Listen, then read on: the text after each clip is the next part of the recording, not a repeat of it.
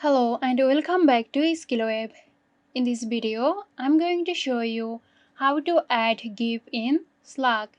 So let's get started.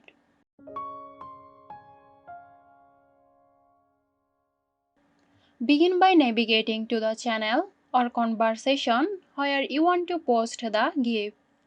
In the message input field, put a /forward, then write down Giphy.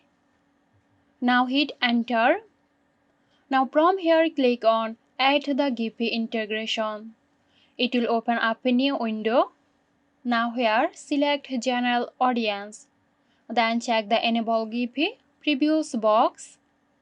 After that click Save Integration and wait for a while and you see this your settings have been saved.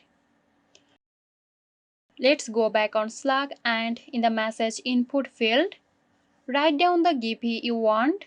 For example, write down dance or whatever you want. And here we go. Hope you found this tutorial helpful.